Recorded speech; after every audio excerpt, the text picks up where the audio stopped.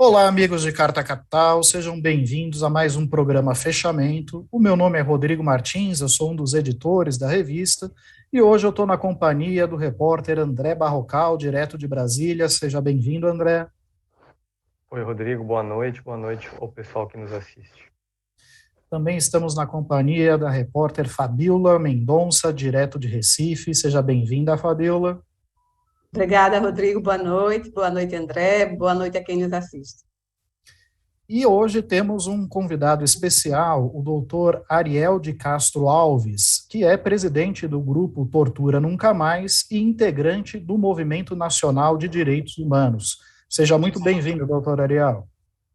Boa noite, Rodrigo. É um prazer participar do programa. Boa noite à Fabíola também. Boa noite ao André Barrocal. Já estivemos aqui anteriormente e tratando praticamente do mesmo assunto, né? Sempre tratando das ameaças antidemocráticas do atual presidente Bolsonaro. E esperamos que esse pesadelo termine no mês de outubro, né?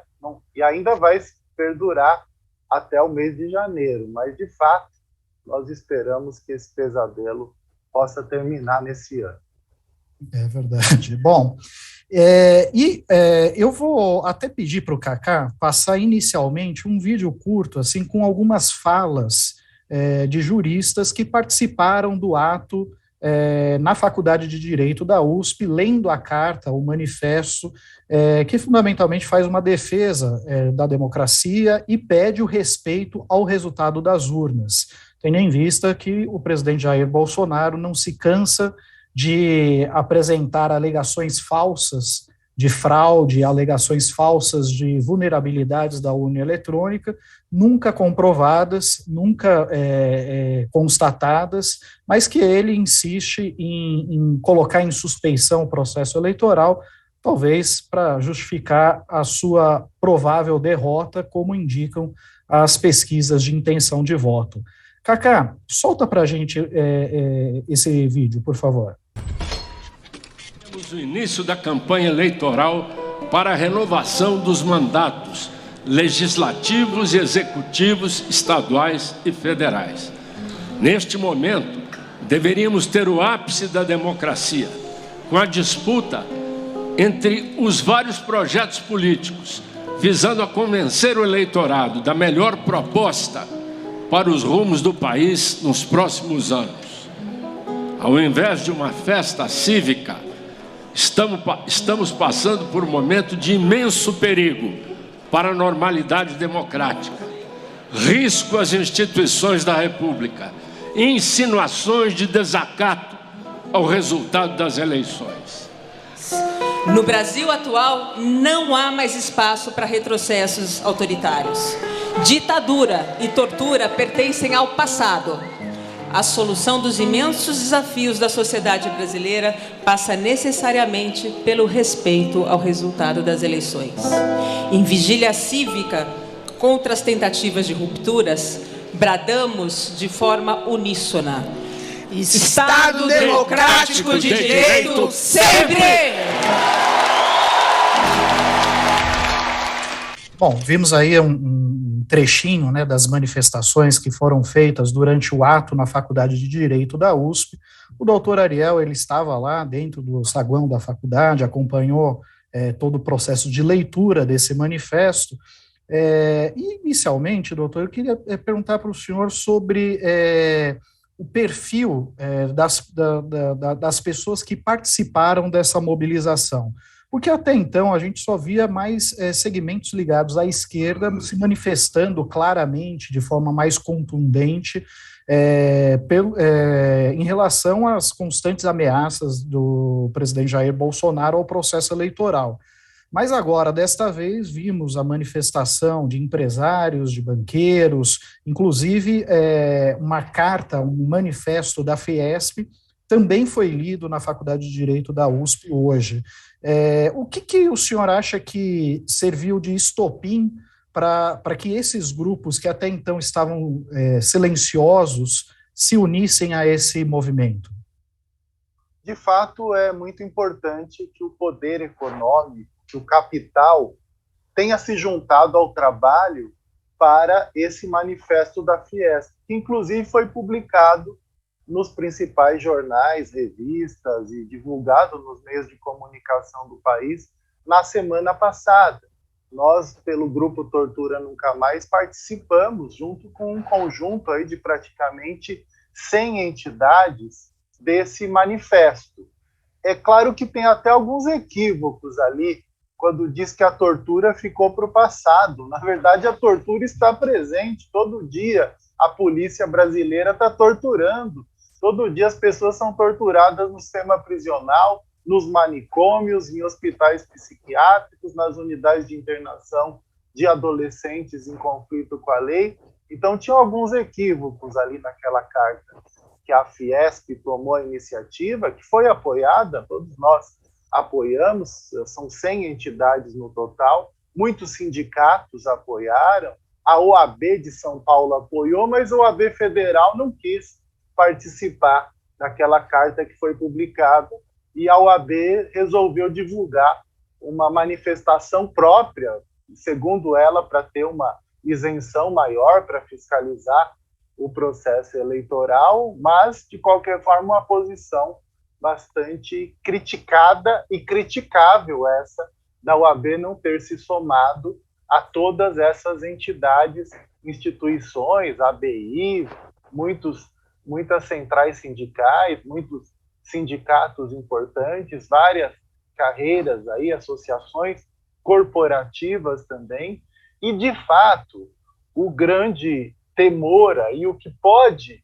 evitar um golpe de Estado é exatamente essa participação de instituições ligadas ao capital. Se for um movimento só nosso, de entidades de direitos humanos, nós de fato não temos esse poder de evitar um golpe de Estado. Mas é claro que uma Fiesp, uma Febraban, tem um poder muito grande e chama uma atenção internacional, principalmente dos países capitalistas, imperialistas. Então, de fato, é fundamental a participação desses setores. Por mais que nós tenhamos muitas divergências, é claro que esses setores não apoiam a revogação da reforma trabalhista. É claro que esses setores não querem a revogação da PEC do teto de gastos. Mas nós agora temos que sentar com esses setores em nome dos sensatos, em nome dos que defendem o Estado democrático de direito, em nome do mínimo que é necessário para a garantia dos direitos fundamentais, em nome da liberdade de expressão, em nome do direito de voto, do processo eleitoral, em nome da liberdade de comunicação, para que não tenhamos novamente uma ditadura nesse país. Então é importante, é fundamental a participação dessas instituições que representam o grande poderio econômico do país, e o poderio econômico que ficou do lado do Bolsonaro no último processo eleitoral, e que boa parte do governo ficou também do lado do Bolsonaro. Vocês devem lembrar, lá no começo da pandemia, quando muitos desses empresários foram para o Palácio do Planalto, depois foram com o Bolsonaro até o Supremo, até o Congresso. Eles não queriam que tivesse isolamento social, eles não queriam que nada fechasse, eles queriam que tudo continuasse normal, né? Até porque não seriam eles que iam morrer, seriam as pessoas mais pobres, os trabalhadores mais pobres, como morreram, né? Principalmente os da saúde e aquelas pessoas que não fizeram home office. Muitas dessas pessoas morreram e por isso temos quase 700 mil mortes no país em decorrência da Covid. Um verdadeiro genocídio, um verdadeiro massacre que essas pessoas acabaram sofrendo nesse processo. Então, esse poderio econômico hoje está se virando contra o Bolsonaro, e esse isolamento do Bolsonaro é importante que aconteça. Agora é o momento de unirmos os órgãos de imprensa, mesmo com todas as diferenças que possam existir. Agora é o momento de unirmos todas as entidades corporativas, sejam do Ministério Público, sejam da advocacia, do judiciário, dos contabilistas, dos arquitetos, dos engenheiros, dos médicos, que está mais difícil, porque nós temos um Conselho Federal de Medicina que tem manifestações até fascistas atualmente, infelizmente. Temos um Conselho Federal de Medicina dos piores da sua história na atual composição, e já tivemos um CREMESP em São Paulo muito atuante, muito progressista, inclusive na defesa dos direitos humanos, por exemplo, e o próprio Conselho Federal já atuou também de uma forma muito mais garantista aí de direitos humanos e da cidadania. Infelizmente, eles não estão nesse time, mas precisamos ir atrás deles também. É necessário, né, que todos os setores, então, da sociedade se unam em prol da democracia, em prol do Estado de Direito, e essa repetição daquele mesmo movimento de 77 no dia de hoje mostrou a força da sociedade civil organizada. E muitos falam, essa carta é elitista, essa iniciativa é elitista, mas tem muitos operários que assinaram, tem porteiros que assinaram, tem pessoas que fazem trabalhos braçais, pessoas que são mal remuneradas, tem motoristas de Uber, tem motoboys, tem um monte de gente que assinou. Lá dá para saber a profissão, é só checar lá as profissões, as pessoas que assinaram a carta. Então, tem pessoas também de classes menos abastadas, não foi só a elite, não são só os intelectuais. Então, é importante que a sociedade está acordando, está se mobilizando. Ainda acho difícil que a gente reúna aí milhões de pessoas nas ruas diante desse desgoverno Bolsonaro. Ainda essas mobilizações acabam sendo mais difíceis, e aquelas que tivemos recentemente durante a pandemia acabaram não tendo o sucesso que se esperava de mobilização popular nas ruas anti-Bolsonaro, e depois o Bolsonaro mostrou uma certa força também de colocar os seus seguidores, os seus apoiadores. E, claro, nós agora devemos ter uma diminuição da distância entre o Lula e o Bolsonaro nas pesquisas, resultado do auxílio que foi aumentado aí nos últimos dias, resultado de a diminuição do preço dos combustíveis e todas as benesses sociais que o governo está dando aí para a população de forma eleitoreira e de forma demagógica. Não que nós sejamos contra que se garantam os direitos sociais, que se garantam os programas de geração de renda, mas claramente ele está fazendo isso nas vésperas da eleição, porque ele abandonou o povo brasileiro esses anos todos, né? Ele abandonou as pessoas esses anos todos. A fome, com 33 milhões de pessoas hoje passando fome no Brasil, outras 125 milhões de pessoas com insegurança alimentar. Nós temos 18 milhões de crianças que estão passando fome hoje no Brasil. Hoje as crianças mais vão para a escola para comer a merenda do que para ter aula de matemática, de português e etc. Então, nós chegamos no fim, no que diz respeito à área social, à crise econômica, à inflação. Nós estamos num dos piores momentos da história do Brasil, certamente. Ontem mesmo participei de uma divulgação de um censo de crianças em situação de rua em São Paulo, que é uma área que eu atuo, quase 4.000 crianças vivendo nas ruas da capital paulista. Isso é uma tragédia social completamente inaceitável. Então, entre muitas outras aí que nós poderíamos exemplificar. E o ato de hoje foi um ato muito simbólico, né? Mulheres estiveram ali como protagonistas, a professora Eunice Prudente, uma professora negra que venceu todos os desafios, né, que sofreu muitas discriminações e que há muitos anos se dedica à defesa dos direitos humanos. Há muitos anos. Doutor Ariel. Eu atuo com a professora Eunice em várias pautas de direitos humanos, entre outras pessoas ali simbólicas que participaram hoje. Doutor Ariel, boa noite, aqui é Fabíola. O senhor falou aí que os documentos, né, tem tanto setores do capital como porteiros, mas a grande maioria da população, né, que uma boa parte passando fome, desempregada, não tem moradia, não tem acesso a direitos. Falar em democracia para essas pessoas, eu acho que é um pouco abstrato, né? Uhum. Como incluir essas pessoas nesse debate, até pelo risco, né, do que representa um golpe, né, o atentado à democracia, essas pessoas vão ser as principais vítimas, o abismo social vai aumentar. Como incluir essas pessoas nesse debate e, enfim, mudar esse cenário?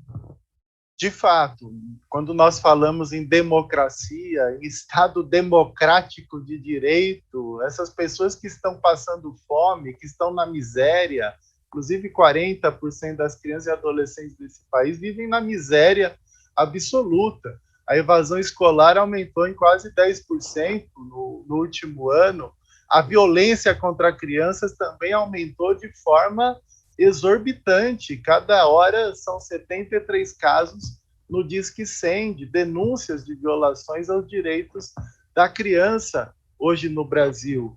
Então, nós tivemos aí um aumento enorme, né? E, por outro lado, esse governo propõe o homeschooling, que a criança fica em casa estudando, não se sabe de que forma, porque a maioria dos pais não tem condições de dar aula para os seus filhos. Aliás, sequer eu tenho condições de dar aula de matemática para o meu filho também. Então, entre outras coisas que esse governo tem proposto e tem colocado nos últimos anos. O armamento da população, quantas notícias nós tivemos essa semana de acidentes, de uma criança de 8 anos que pegou a arma e matou um parente, e outros casos, o lutador lá que foi morto por um policial militar, e outros tantos casos aí de violência. Mas, de fato, Fabíola, nós precisamos traduzir para essas pessoas o que está em jogo nesse país, que essa violência policial,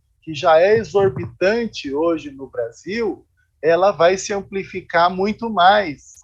Numa ditadura, os policiais ficam, se eles já são encorajados para matar, se já ficam impunes, igual aquele caso da semana passada, 50 disparos, cada jovem tinha sofrido 30 disparos, e os policiais foram inocentados no tribunal do júri, e o júri popular são pessoas da sociedade, quer dizer, uma sociedade conivente com a violência policial, ou jurados que ficam com medo de depois precisar dos policiais ou de sofrerem retaliações dos policiais. Mas nós temos que mostrar para a sociedade que a violência policial é um dos fatores que se amplifica numa ditadura, com a certeza de impunidade. Nós temos que mostrar para as pessoas que a crise econômica, social, a fome aumentaram muito durante o governo Bolsonaro e que ele só privilegiou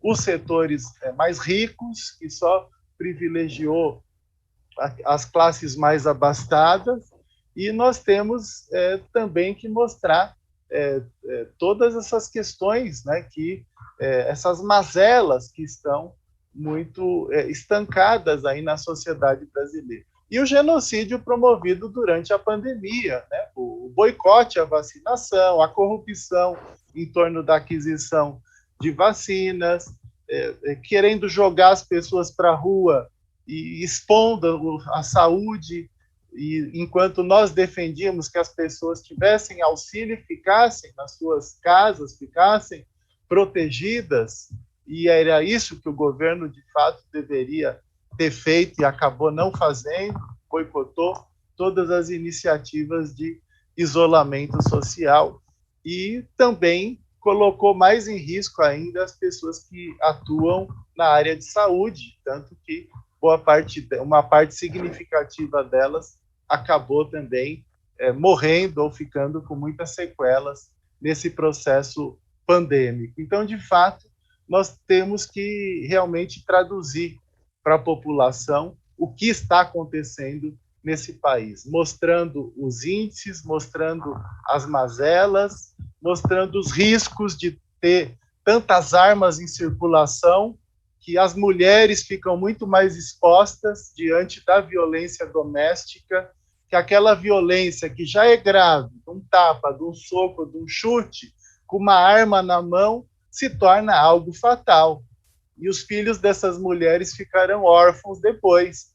Órfão porque o pai vai para a cadeia e a mãe morreu. E imagina, então, a geração de órfãos do feminicídio, que nós já temos hoje, enorme também, que foram até mostradas em números recentemente pelo Fórum Brasileiro de Segurança Pública. E os órfãos da Covid, são 282 mil órfãos da Covid, segundo o Imperial College de Londres, e até hoje não se aprovou nada no Congresso de pensão, de nenhum apoio para essas crianças e adolescentes que ficaram órfãos da Covid. Então, nós temos que sensibilizar a sociedade com esses temas, com a fome. São 25 anos da morte do Betinho, que tanto lutou para combater a fome, que tanto lutou pelos direitos da criança e do adolescente, e que, ainda mais hoje, é necessário nós lembrarmos dessa luta e ressuscitarmos e fortalecermos essa luta contra a fome, essa luta em defesa da cidadania, em defesa da democracia, que o Betinho fez no passado, como alguém que se contrapôs à ditadura, como alguém que enfrentou a fome, alguém que defendeu a cidadania. Então, de fato, essa preocupação sua, Fabiola, é muito importante e nós precisamos bater de casa em casa. Não adianta fazer ato no Largo de São Francisco, não adianta ler carta, não adianta publicar nos principais jornais e revistas do país manifestos, se nós não batermos de casa em casa e mostrarmos para as pessoas o que significa a continuidade do governo Bolsonaro, que significa mais violência em todos os campos, que significa fome, que significa expor as pessoas diante de novas doenças que poderão vir, que atualmente cada vez está surgindo outra, como surgiu agora a nova varíola. Então, diante de todas essas questões, nós precisamos conversar com a população, ir para as associações comunitárias, ir para as escolas, ir para as faculdades, ir para todos os lugares, demonstrar os perigos de uma ditadura. Muita gente morreu nesse país, 404 pessoas, segundo a Comissão da Verdade, morreram, tiveram desaparecimentos forçados, outras 20 mil foram torturadas e presas na ditadura militar, e nós não podemos aceitar isso de volta para o Brasil. Nós temos que levar essas discussões para a população. Doutor Ariel, boa noite. Estes manifestos foram lidos hoje em São Paulo, cidade e estado de São Paulo. Foram concebidos, um na Universidade de São Paulo, Faculdade de Direito, e outro na Federação das Indústrias do Estado de São Paulo, a Fiesp. Hoje foi divulgada uma pesquisa de intenção de voto para presidente no estado de São Paulo, pesquisa Genial Quaest. Essa pesquisa foi feita entre sexta-feira e segunda agora. Esses manifestos já eram notícia há vários dias. Foram preparados antes dessa pesquisa. E essa pesquisa mostrou que a diferença de Lula para Bolsonaro em São Paulo encolheu. No primeiro turno, encolheu de 5 para 2 pontos, e no segundo turno, de 9 para 4 pontos. A pergunta é, qual a capacidade real de influenciar o voto das pessoas que esses movimentos de hoje, esses manifestos têm?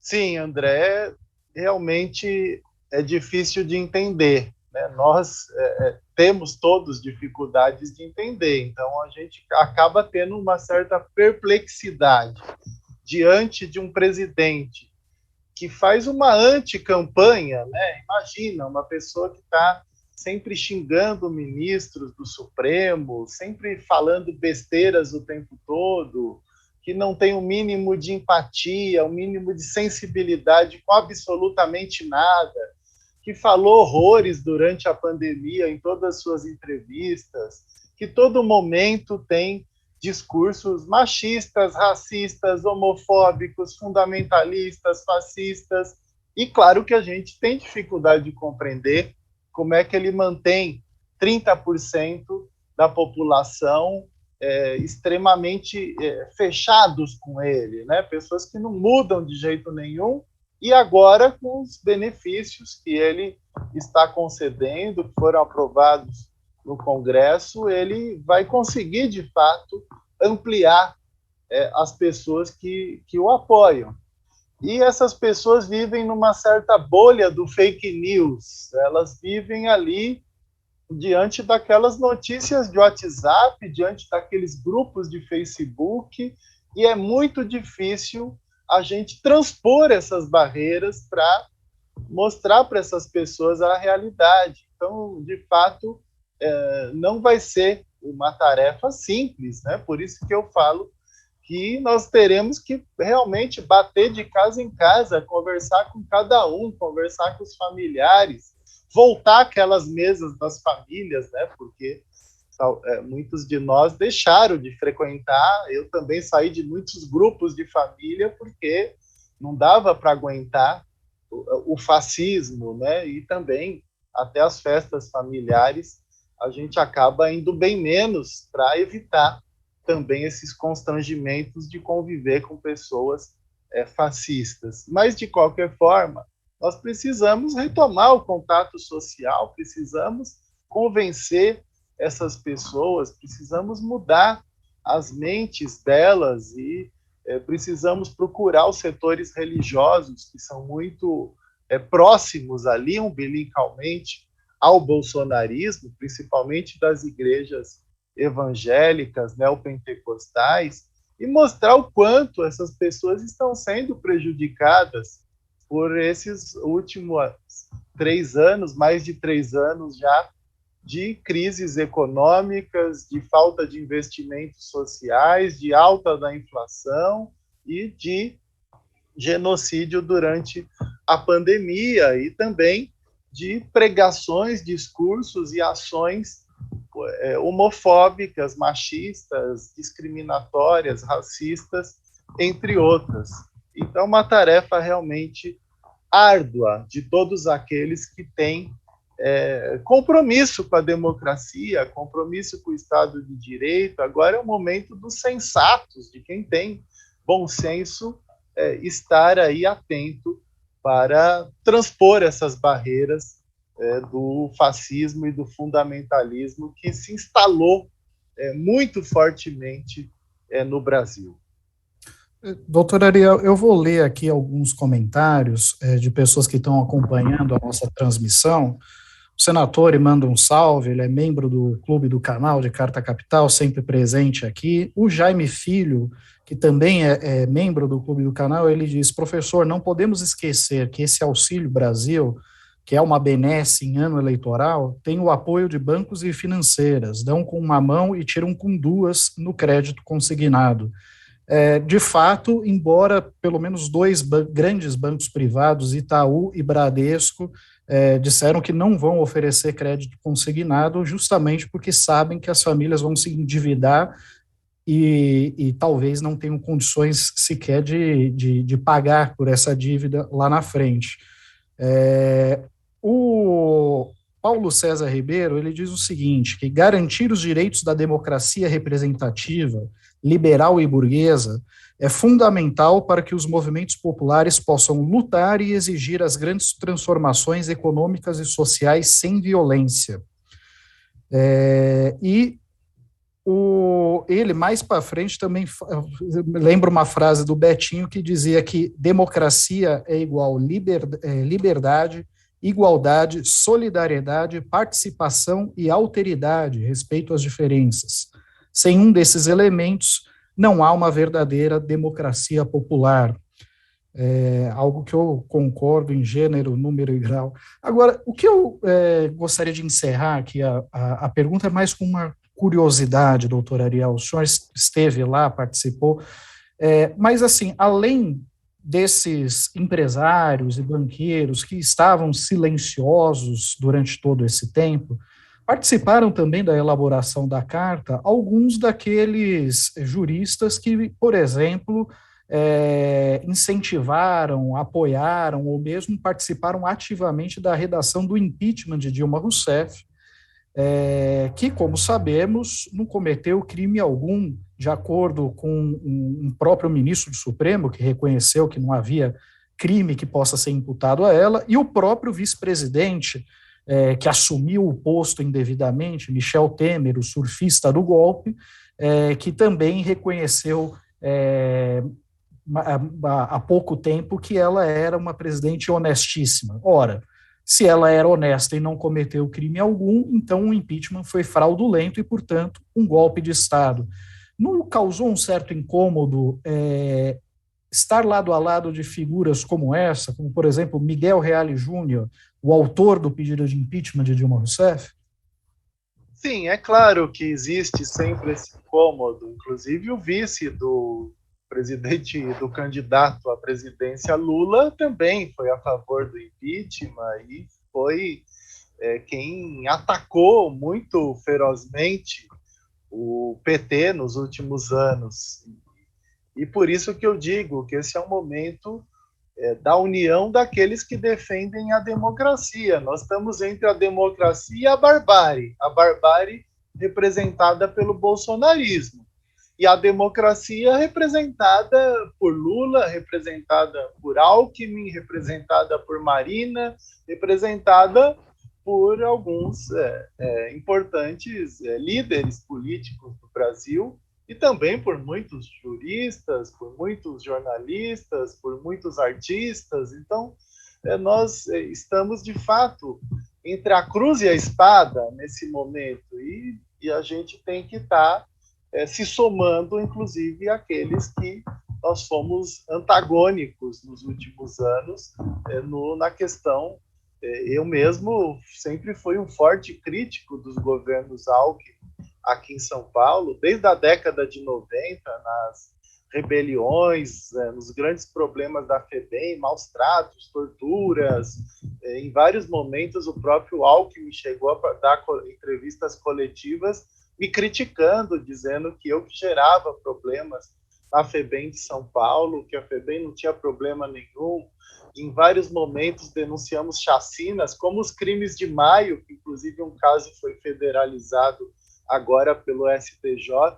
Denunciamos lá aquelas mais de 500 mortes em 2006 e fomos rechaçados pelo governo Alckmin também na época. Era Lembo, que também antes era o Alckmin, que tinha saído para concorrer à presidência, etc. Então, nós tivemos sempre esse enfrentamento aí durante mais de 20 anos com os governos do Alckmin em São Paulo. De fato, temos juristas que foram aí peças-chaves para o golpe contra Dilma Rousseff, como o Miguel Reale, que estava redigindo, participando fortemente dessa carta da Faculdade de Direito da USP, que está participando de todo esse movimento.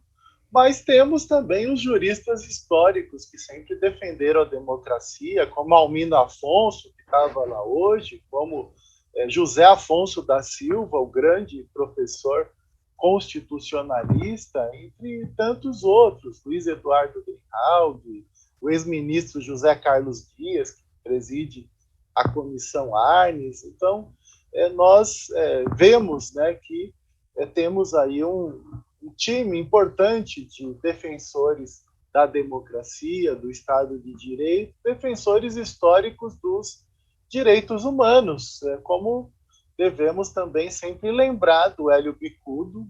Ele teve esse equívoco, foi usado ali pela Janaína, isso segundo os próprios familiares dele, ele teria sido usado ali para defender o golpe, defender o impeachment da Dilma, mas o Hélio Bicudo tem que ser lembrado por tudo que ele fez pelos direitos humanos no Brasil. Nós não podemos simplesmente passar uma borracha como se ele não tivesse combatido os grupos de extermínio na ditadura militar, como se ele não tivesse um papel fundamental pela redemocratização do Brasil. Então, nós precisamos reconhecer também valores nessas pessoas que agora se somam a esse movimento contra a barbárie que significa o bolsonarismo.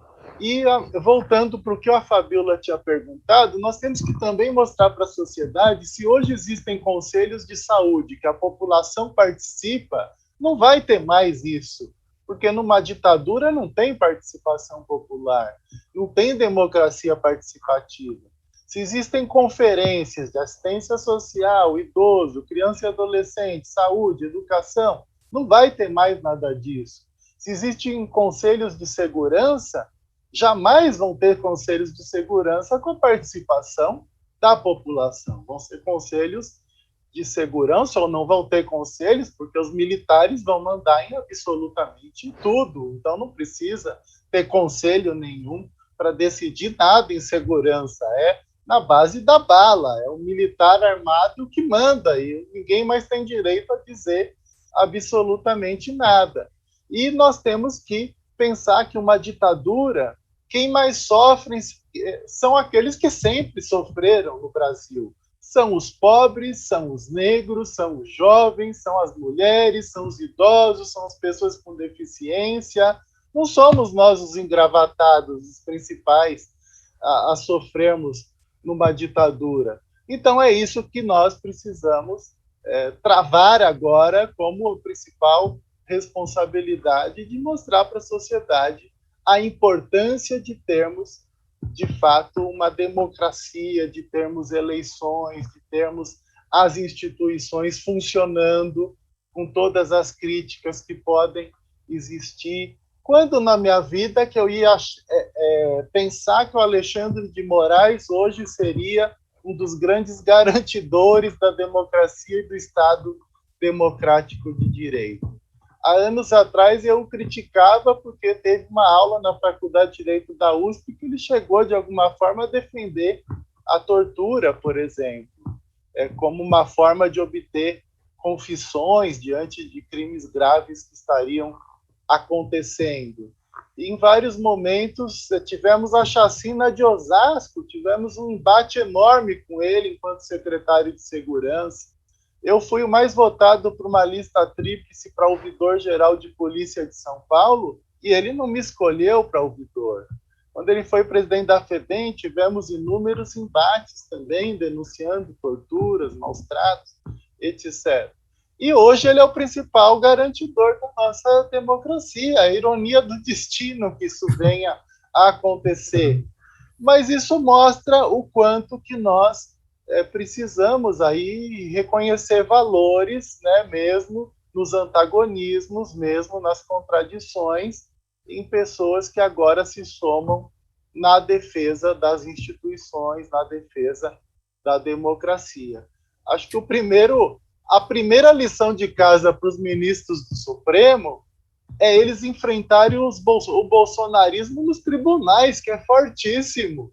Se for aqui na Fórum da Barra Funda criminal ali, nós temos 80% ali de juízes bolsonaristas, 80% de promotores bolsonaristas e fascistas, pessoas que criminalizam a pobreza, pessoas que não gostam de pobre, pessoas que muitas vezes são racistas. Então é assim então nós precisamos agora que também os juristas que participaram desse manifesto, eles também comecem a convencer os seus colegas nos tribunais, nas promotorias, de fato defenderem a democracia, a de fato atuarem contra o fascismo, a de fato defenderem os direitos humanos fundamentais. E na advocacia também é um ambiente muito difícil, toda vez que a OAB se manifesta em defesa da democracia, contra essas tentativas golpistas do Bolsonaro, basta ver lá os comentários dos advogados, eles passam a detonar a direção da OAB ali nas redes sociais, é uma reação terrível, assim. Então é uma categoria também fortemente afetada pelo fascismo e pelo bolsonarismo. Então, é por isso que é simbólico esse evento de hoje, porque ele pode também convencer boa parte da classe, ampliar, né, os progressistas na advocacia, nos meios aí judiciais, nos meios do Ministério Público, das defensorias públicas, tem um efeito importante, principalmente nesse setor, e pode se ampliar para vários outros setores, já que envolve também os sindicatos, já que envolve as próprias federações aí do capital. E então, na medida que se ampliam os setores, e vemos também muitos meios de comunicação, como a Carta Capital, mas também aqueles grandes veículos de comunicação comerciais, nós temos alguns também envolvidos com a defesa da democracia, e, de fato, é fundamental que isso aconteça. Pelo menos agora, no momento, sim. E sobre esse perfil, né, do judiciário, tem um dado estarrecedor, uma pesquisa da Universidade Federal de Minas Gerais, que mostrou que, por exemplo, dos mais de 2.700 empregadores flagrados explorando trabalho escravo, apenas 6,3% foram condenados em caráter definitivo pelo judiciário, e apenas 1% desses que foram flagrados com trabalho escravo acabaram condenados a mais de 4 anos de prisão e, portanto, cumpriram pena em regime fechado, porque abaixo de 4 anos ele já goza do benefício da prisão em semiliberdade ou de outras penas alternativas. Então, acho que isso é bem representativo do perfil do judiciário brasileiro. Doutor Ariel, isso é bem emblemático no sentido de que é um judiciário conivente com violações gravíssimas aos direitos humanos fundamentais, assim como na questão prisional, em que os juízes, promotores não fiscalizam o sistema prisional brasileiro, que é um dos maiores do mundo, que tem 900 mil presos, que vivem em condições cruéis, desumanas e degradantes, e, de fato, não existe nenhum esforço do judiciário em proporcionar condições não mais adequadas, mas as condições minimamente previstas em lei para essa população prisional. Fora a criminalização da pobreza, muitas mães, pais que têm seus filhos tomados pela justiça porque são pobres, porque são miseráveis, contrariando o Estatuto da Criança e do Adolescente, que prevê que o poder público tem que apoiar, tem que inserir essas famílias em programas de geração de renda. E quantas pessoas estão presas por furtos famélicos ou furtos por coisas que não, bens materiais sem valor nenhum. Esses dias tinha uma pessoa presa porque furtou fralda, né? Então é inaceitável que tenhamos um judiciário desse tipo, um judiciário insensível, até porque aquelas pessoas que estão nas promotorias, estão como juízes ou desembargadores, são pessoas que, em geral, não tiveram nunca necessidades, nunca passaram fome, nunca tiveram problemas econômicos, sempre foram pessoas das elites e que foram formadas para ter poder e para criminalizar a pobreza. Infelizmente, a consciência deles e a sensibilidade com as questões sociais é muito baixa, e eles não se indignam diante das necessidades e diante das injustiças que acontecem com as pessoas mais pobres, com os negros, com os jovens.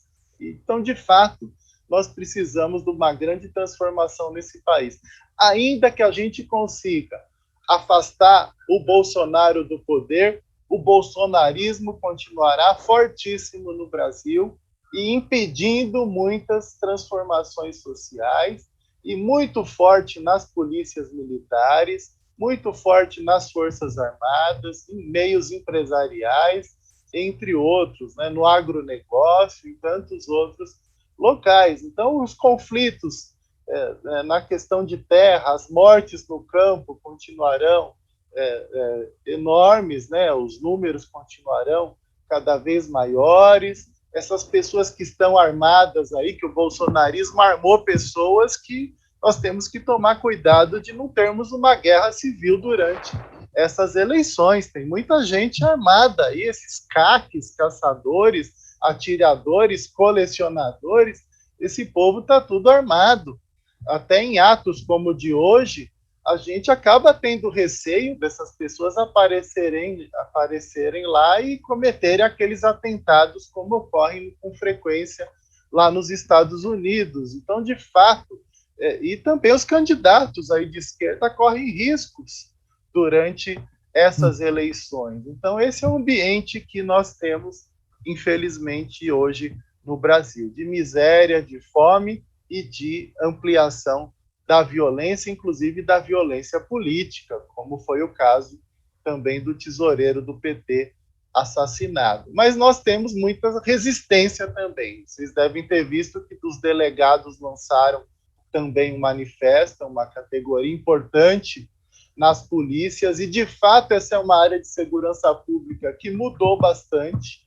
Aqueles padrões que nós tínhamos como herança da ditadura, de que toda delegacia tinha uma sala de tortura para as pessoas confessarem crimes que não cometeram, isso diminuiu bastante, né? A gente tem que reconhecer, de fato, que entrou uma nova geração de delegados, de pessoas mais comprometidas com a própria democracia, com o Estado de Direito e com os direitos humanos. É claro que a corrupção ainda nas polícias e as extorsões acabam ocorrendo com uma certa frequência, mas a grande questão é enfrentar o militarismo das guardas municipais, o militarismo das polícias militares, e o quanto essas pessoas querem impor o poder através da força, né, através da violência, e barbarizando os mais pobres em muitas situações, como nós temos visto, e 10% dos homicídios no Brasil são cometidos por policiais. No Rio, em São Paulo, são 20%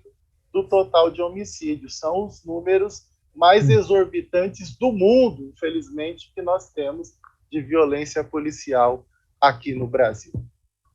É verdade, é verdade. Doutor, eu agradeço muito pela sua atenção, pela sua disponibilidade, e as portas da carta estão sempre abertas para o senhor, viu? Obrigado, desculpa por ter falado demais aqui, ter se empolgado e falado aí sem parar, mas espero aí ter contribuído no debate de vocês. Agradeço a André, agradeço a Fabíola, a você, Rodrigo, a Carta Capital, ao Mino Carta, o grande jornalista, grande defensor da democracia, e aos nossos telespectadores. Obrigado. Certo. Obrigado, doutor. Bom, enquanto o doutor Ariel ele vai sair aqui do nosso bate-papo, eu vou pedir para o Cacá passar um vídeo da reação do Jair Bolsonaro a esses manifestos que foram criados pela Faculdade de Direito da USP e pela Fiesp. Cacá, solta o vídeo, por favor. Qual a ameaça que eu estou oferecendo para a democracia? Pode ver essa negócio de carta aos brasileiros da democracia, os banqueiros estão patrocinando. É o Pix que eu dei na paulada neles, os bancos digitais também que nós facilitamos. Nós estamos está acabando com o monopólio de bancos. Por algum chefe de executivo pelo Brasil. Retiraram o direito de ir e vir, fecharam igrejas, prenderam mulheres, fizeram barbaridades. Ninguém falou a palavra democracia. Tudo podia ser feito. Vocês todos sentiram um pouco do que é ditadura. E nenhum daqueles que assinam cartinhas por aí se manifestaram naquele momento. Quem quer ser democrata tem que assinar cartinha, não. Todo mundo, se eu mandar assinar lá que sou honesto, o candidato tem alguns milhares de candidatos ao Brasil, assinar que eu sou honesto. Todo mundo vai assinar que é honesto. Democracia tem que sentir. Pois é, vimos aí as declarações de Jair Bolsonaro em reação a esses dois manifestos. Agora, o doutor Ariel, ele mencionou a surpresa dele, né, com o ministro Alexandre de Moraes, que hoje se converteu numa espécie de guardião das eleições, por conta de toda a atuação que ele vem tendo em frear as fake news, em tentar combater as fake news e disciplinar o processo eleitoral. O Barrocal, ele preparou uma reportagem, que é a reportagem de capa dessa edição de Carta Capital, justamente sobre esse tema, e eu vou pedir para ele comentar um pouquinho, sem, evidentemente, entregar todo o jogo, para que as pessoas vão atrás da reportagem dele para ler, tanto no site ou comprar na banca. Barrocal, conta para a gente um pouquinho sobre o papel que se espera que o ministro Alexandre de Moraes vai ter agora à frente do Tribunal Superior Eleitoral. Antes de falar dessa reportagem, Rodrigo, só acrescentar algo sobre o tema magistrados, judiciário. Claro. Ontem o Supremo Tribunal Federal aprovou um aumento para os seus juízes de 18%. O salário deles é de R$ 39 mil por mês e vai para R$ 46 mil por mês. E os aumentos dos juízes do Supremo têm o chamado efeito cascata pelo país. Significa que todos os magistrados, de alto a baixo, vão ganhar mais também. E eles já ganham uma bolada. Eu disse que o salário dos juízes do Supremo irá para R$ 46 mil. E são esses salários aquilo que, pela Constituição, um servidor público poderia, no máximo, ganhar. Mas os juízes brasileiros são criativos e inventam auxílios disso, auxílio daquilo, para furar esse teto constitucional. E em 2021, o custo médio de cada magistrado do Brasil foi de R$ 48 mil. O Brasil que tem cerca de 18 mil juízes. Mas vamos falar de um desses juízes agora, então, o juiz Alexandre de Moraes, que é do Supremo, e na próxima terça-feira, 16 de agosto, assume o comando do Tribunal Superior Eleitoral. Coincidentemente, no mesmo dia que terá início a campanha eleitoral desse ano. É um juiz linha dura. O nosso entrevistado de há pouco mencionou essas posições linha dura dele, por exemplo, no tratamento de presos, no tratamento de adolescentes em conflito com a lei. É uma marca antiga de Alexandre de Moraes, essa linha dura. E ele tem tudo para agir dessa mesma forma no comando do tribunal, no comando do TSE, particularmente no tema que ele, Alexandre de Moraes, considera o mais importante para a justiça eleitoral neste ano: combate às milícias digitais e suas mentiras, suas fake news. Alexandre de Moraes é provavelmente o magistrado brasileiro com maior conhecimento acerca do funcionamento dessas milícias. Há 3 anos, ele conduz um inquérito do Supremo que investiga as milícias digitais e suas ameaças feitas à corte. Há 1 ano, 2 anos mais ou menos, ele é relator também de um outro inquérito que apura se os milicianos digitais constituem uma quadrilha para atentar contra a democracia brasileira. E ele, portanto, levará essa postura linha dura para a presidência do TSE e considera que a sua grande missão desse ano será frear, coibir, combater as milícias digitais. Ou seja, dias piores virão para Jair Bolsonaro e seus milicianos digitais. Agora, só um detalhe, Rodrigo, para não me estender muito mais a respeito da minha reportagem. Muito se tem especulado em Brasília nos últimos dias que a troca de Edson Fachin por Alexandre de Moraes no comando do TSE significará uma melhora na relação do tribunal com as Forças Armadas. Essa relação tem sido muito ruim nos últimos meses, porque o TSE botou um cavalo de Troia militar dentro da corte, ao convidar um integrante das Forças Armadas para participar de uma comissão de transparência, comissão que ajudaria a testar a confiança e a segurança das urnas, e o que, na verdade, esse indicado, é um general, o general Weber Garcia Portela, fez, foi tumultuar as coisas. E o ministro da Defesa, outro general, Paulo Sérgio Nogueira de Oliveira, tem tumultuado ao quadrado. Então, é verdade que Edson Fachin tem uma resistência ideológica aos quartéis, é um progressista. É verdade também que Alexandre de Moraes é um conservador, não tem a mesma resistência ideológica aos quartéis.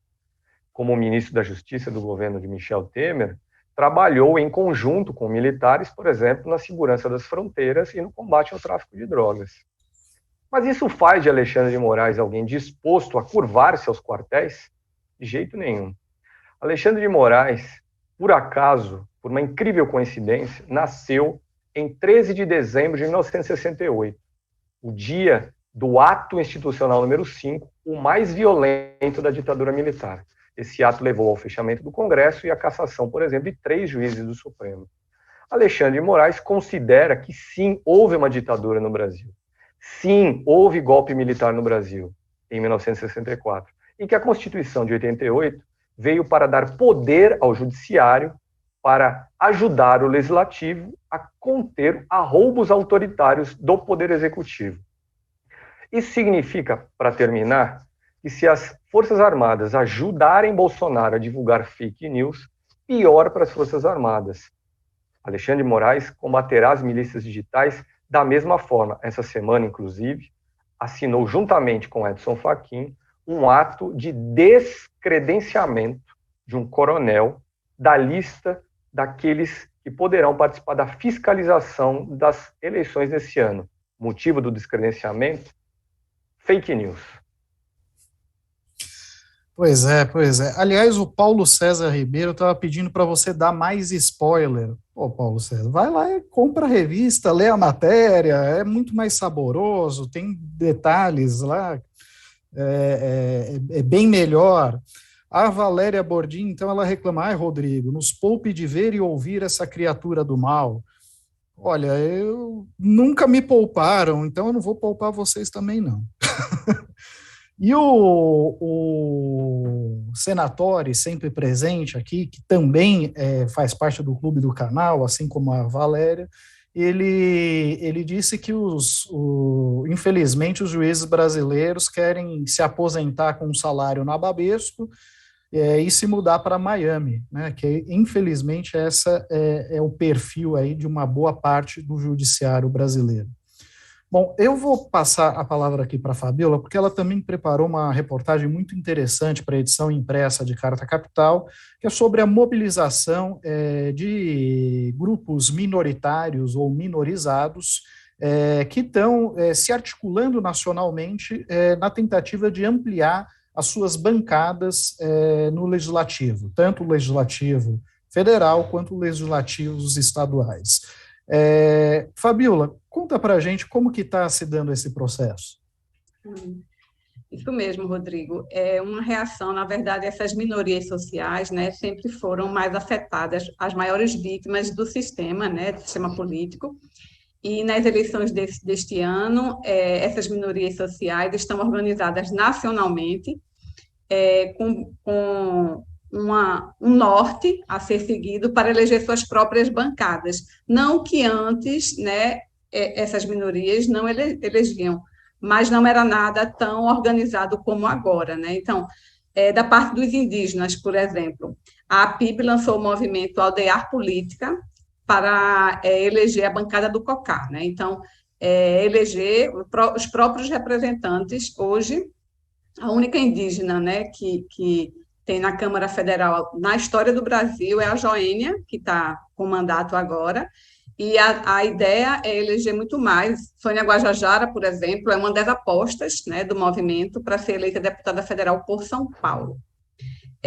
Tem a Coalizão Negra por Direitos, que lançou também o Quilombo nos parlamentos, né, que é para eleger a bancada antirracista. A comunidade LGBTQIA+, também tem um movimento específico para tentar eleger, né, sua própria bancada, seus próprios representantes, tanto que a Parada Gay deste ano de São Paulo teve como tema Vote com Orgulho por uma política que representa. Então, tem uma plataforma que é Vote LGBT na internet, que já tem cadastrado mais de 250 candidaturas, né, desta comunidade. E, por fim, o MST está também querendo fazer frente à bancada ruralista e vai lançar seus próprios candidatos, quer formar a bancada da agricultura familiar. São poucos, né? São 16 candidatos, mas candidaturas fortes, com grandes chances de se eleger, E ainda tem um candidato a governador no Rio Grande do Sul, que é o Edgar Preto. Também é um assentado, né, do PT, ele é petista, mas é um assentado do MST, que vai disputar uma vaga no Executivo. Então, assim, existe todo um movimento, né, para tentar fazer frente a essa onda de retrocesso e essa violência que esses setores, né, vêm passando ao longo dos anos, mas, sobretudo, no governo Bolsonaro. Tá certo, Fabíola. Aliás, o Barroca, olha só os comentários do pessoal sobre o Alexandre de Moraes. O Jaime Filho diz: tomara que Alexandre faça tudo que um legalista faria. E o Carlos Almeida emenda: Dali Xandão, nunca critiquei. Você também não, né, Barroca? Alexandre de Moraes é corintiano, ganhou uma camisa do presidente da República ontem, uma camisa do Corinthians, ao convidar Bolsonaro para a posse dele, Alexandre de Moraes, no TSE, na presidência do TSE, e, portanto, como corintiano, eu me identifico com ele. Nunca criticou, nunca criticou. E, Barrocal, quem que é o convidado para o Poder em Pauta amanhã? Marlon Reis, ex-juiz, um advogado especialista em direito eleitoral, ele que é o pai da lei da ficha limpa e nessa eleição concorrerá a deputado federal pelo PSB, B de bola, do Tocantins. Será uma entrevista justamente sobre o que significará Alexandre de Moraes na presidência do TSE durante a eleição desse ano. Uma entrevista no horário tradicional de Poder em Pauta, às 16 horas, 4 da tarde, aqui no canal de Carta Capital no YouTube. Imperdível. E, Fabíola, me diz se você tem algum tema, algum assunto que nós não tratamos no programa, mas que você gostaria de destacar. Não, eu queria que a gente ficasse de olho, né? Segunda-feira termina o prazo para o registro das candidaturas. Na terça, dia 16, começa a campanha eleitoral oficialmente, então é a gente observar, né, como vai ser o desenrolar dessa campanha.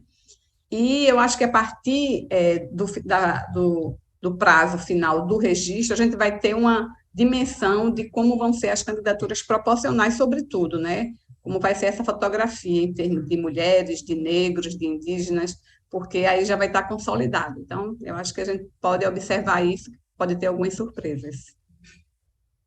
Tá certo. Aliás, o Paulo César Ribeiro, a respeito da sua reportagem, diz que no Rio de Janeiro poderemos eleger Marina dos Santos, do MST, e Célio Gari para a Alerj. E ele diz que tem vários candidatos e candidatas de altíssima qualidade testados nas lutas sociais. De fato, é só estar de olho. E o Trajano Candelária diz que realmente ler a Carta Capital em papel é um prazer, Barrocal. Então você não precisa dar o spoiler mesmo que o pessoal estava pedindo. Mas qual e aqui, Rodrigo, a gente consegue tanta informação que fica de fora da reportagem escrita que aquilo que a gente pode dizer aqui também é saboroso. Não necessariamente tudo que a gente fala aqui está na reportagem. Às vezes eu falo coisa aqui que não está na reportagem. É verdade, é verdade. E qual é a sua dica da semana, Barrocal? Rodrigo, o acontecimento político-eleitoral mais importante dessa semana começou no dia 9 de agosto, a última terça-feira. O início do pagamento do Auxílio Brasil no valor de R$600. Amanhã, o PT, o comando de campanha de Lula, vai fazer uma reunião. Na parte da manhã, haverá uma análise de pesquisas. Na parte da tarde, haverá uma reunião da coordenação de campanha de Lula. Os petistas estão preocupados com os impactos eleitorais desse auxílio de R$600. A gente tem visto, nas últimas pesquisas, uma diminuição gradual da vantagem de Lula para Jair Bolsonaro. E o Auxílio Brasil pode reforçar essa tendência, já que é embaixo, nas camadas D e E da população, ou seja, entre os mais pobres, que haverá o desfrute desses R$600, e são essas classes aquelas que mais têm eleitores. O Brasil, não é preciso lembrar que é um país de pobres, então vamos olhar para frente sobre, afinal, o impacto do Auxílio Brasil de R$600 no voto do brasileiro esse ano. Só registro aqui que, apesar da diminuição gradual da diferença entre Lula e Bolsonaro, a rejeição ao presidente da República é maior que a rejeição ao ex-presidente da República, o que ainda torna Lula favorito para vencer.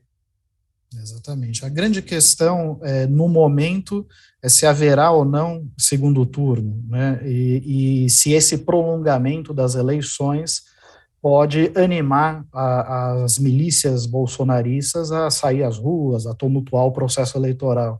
Acho que essa é a grande dúvida do momento, né, Barrocal? Correto, mas parece cada vez mais provável que sim teremos um segundo turno, Rodrigo. Mas é preciso, de fato, esperar o início oficial da campanha. Eu já mencionei aqui, será na próxima terça-feira, dia 16. A propaganda na televisão começa 10 dias depois, em 26 de agosto, e com o início tanto da campanha de rua, a permissão para pedir votos, como a propaganda na televisão, a partir de 26 de agosto, o PT acredita que poderá estancar, digamos, essa sangria que tem feito diminuir a diferença de Lula para Bolsonaro, porque agora o PT também terá poder de pautar o debate nacional. O presidente da República, por força do cargo, tem um poder imenso nesse sentido. Bolsonaro está todo dia no noticiário, falando, decidindo, e Lula não. Agora Lula terá um poder um pouco mais parecido. E Lula terá um tempo de televisão, um tempo de propaganda na TV maior que o de Bolsonaro, cerca aí de 40 segundos a mais. Pois é. Bom, eu gostaria de agradecer muito a participação dos meus colegas de bancada, essa bancada virtual aqui que nos encontramos às quintas-feiras. Agradecer a todos que estão nos acompanhando pelo canal de Carta Capital no YouTube ou pela TVT, que retransmite o programa sempre às 10h30 da noite. E convidar a todos a se inscrever no nosso canal do YouTube, a acompanhar as publicações de Carta Capital e, claro, assinar a revista, assinar a publicação, se inscrever no nosso clube do canal, até porque a contribuição, a colaboração de vocês é fundamental para manter vivo as atividades da revista e o jornalismo que a gente pratica. Nós que não estamos na defesa da democracia só agora, né? No impeachment da Dilma, nós também já estávamos apontando o golpe, né? Na prisão política de Lula, nos desmandos da Lava Jato. A Carta Capital ela não se surpreendeu com tudo isso e não teve que pedir desculpas, não. Então, é fundamental aí, para quem comunga desses mesmos valores democráticos, contribuir para que a gente possa continuar aqui executando esse trabalho na trincheira da democracia e de um país mais justo e solidário. Uma boa noite a todos e até a próxima, pessoal.